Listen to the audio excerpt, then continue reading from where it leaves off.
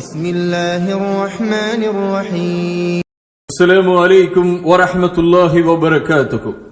ஜும்மா தினத்திலே செய்ய வேண்டிய அமல்களை இங்கே தொகுத்து தருகிறோம். இன்ஷா அல்லாஹ் இந்த அமல்களை இன்றைய தினத்திலே செய்து கொள்ளுங்கள்.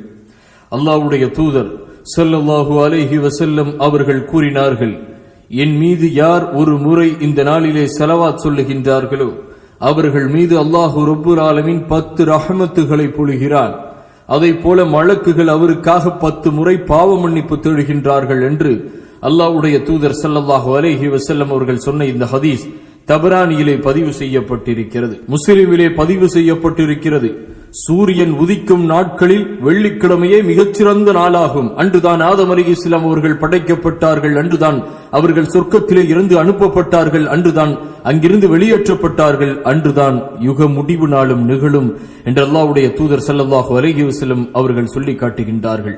அருமை சகோதரர்களே, புகாரியிலே 895வது ஹதீஸாக இடம்பெறுகிறது, ஜும்மா நாளில் குளிப்பது பருவமடைந்த ஒவ்வொரு மீதும் கடமையாகும் என்று ரசூலுல்லாஹி ஸல்லல்லாஹு அலைஹி வஸல்லம் அவர்கள் சொன்னார்கள்.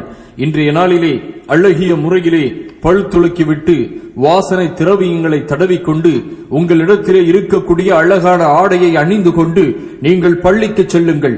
அல்லாஹ்வுடைய தூதர் சொன்ன இந்த ஹதீஸ் புகாரியிலே 880வது ஹதீஸாக இடம்பெறுகிறது. மேலும் ரசூல் ஸல்லல்லாஹு அலைஹி வஸல்லம் அவர்கள் சொன்னார்கள், முதலிலே பள்ளிக்கு வரக்கூடியவருக்கு ஒட்டகம் குர்பானி கொடுத்த நன்மை, இரண்டாவது வரக்கூடியவருக்கு மாடு ஒட்டகம் கொடுத்த நன்மை, மூன்றாவது வரக்கூடியவருக்கு ஆடு ஒட்டகம் கொடுத்த நன்மை, எப்படியாக ஒவ்வொன்றாக நன்மைகள் குறைந்து கொண்டு வரும்.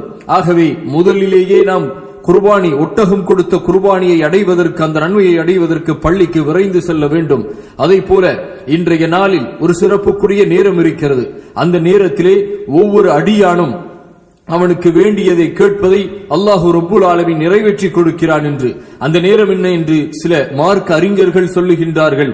அது இமாம் குத்துபா செய்து கொண்டிருக்கக்கூடிய நேரத்திலே சிறிது நேரம் 2 குத்துபாக்களுக்கு இடையே அமர்வாரே அந்த நேரம் என்று சொல்லுகின்றார்கள். சில மார்க்க அறிஞர்கள் அது அசருடைய நேரம் என்று சொல்லி காட்டுகின்றார்கள். ஆக இந்த நேரங்களை பயன்படுத்தி உங்களுக்கு வேண்டியதை அல்லாஹ்விடத்திலே நீங்கள் தேடிக்கொள்ளுங்கள். அடுத்து அகமதிலே பதிவு செய்யப்பட்டிருக்கிறது, நபி ஸல்லல்லாஹு அலைஹி வஸல்லம் அவர்கள் சொன்னார்கள், எவர் ஜும்மா நாள் அன்று மிக நல்ல முறையில் குளித்து காலை நேரத்தில் வாகனத்தில் செல்லாமல் நடந்து பள்ளிக்கு சென்று இமாமுக்கு அருகில் அமர்ந்து குத்துபாவை கவனத்துடன் கேட்டு அச்சமயம் எந்தவித பேச்சும் பேசாமல் இருக்கிறாரோ அவர் ஜும்மா தொழுகைக்கு எத்தனை எட்டுக்கள் எடுத்து வைத்து பள்ளிக்கு வந்தாரோ அந்த ஒவ்வொரு எட்டுக்கும் 1 வருடம் நோன்பு வைத்த நன்மையும் 1 வருடம் இரவு நின்று வணங்கிய நன்மையும் கிடைக்கிறது என்று அல்லாஹ்வுடைய தூதர் ஸல்லல்லாஹு அலைஹி வஸல்லம் அவர்கள் சொன்னார்கள். மேலும் முஸ்லிமிலே பதிவு செய்யப்பட்டிருக்கிறது 1556வது ஹதீஸாக அல்லாஹ்வுடைய தூதர் ஸல்லல்லாஹு அலைஹி வஸல்லம் அவர்கள் சொன்னார்கள், ஒருவர் வெள்ளிக்கிழமை அன்று குளித்துவிட்டு ஜும்மா தொழுகைக்கு சென்று அவரது விதியில் எழுதப்பட்டிருந்த அளவு கூடுதலாக தொழுதார். பிறகு இமாம் தமது சொற்பொழிவை குத்துபா முடிக்கும் வரை வாய்மூடி மௌனமாக உரையை கேட்டுவிட்டு அவருடன் சேர்ந்து தொழுகையை நிறைவேற்றுகிறார். இத்தகையவருக்கு அந்த ஜும்மாவில் இருந்து அடுத்து வரக்கூடிய ஜும்மா வரைக்கும் மேற்கொண்ட 3 நாட்கள் வரை ஏற்படுகின்ற சிறு பாவங்களை அல்லாஹ் மன்னிக்கிறான் என்று அல்லாஹ்வுடைய தூதர் சொன்னார்கள். உங்கள் பக்கத்திலே இருக்கக்கூடியவர்களுக்கு கூட நீங்கள் மௌனமாக இருங்கள் என்று சொல்லாதீர்கள். உங்கள் பக்கத்திலே ஒரு சிறு கல்லை நீங்கள் அகற்றினாலும் கூட நீங்கள் ஜும்மாவினுடைய நன்மையை பாழாக்கி விட்டீர்கள் என்றார்கள் அல்லாஹ்வுடைய தூதர் ஸல்லல்லாஹு அலைஹி வஸல்லம் அவர்கள்.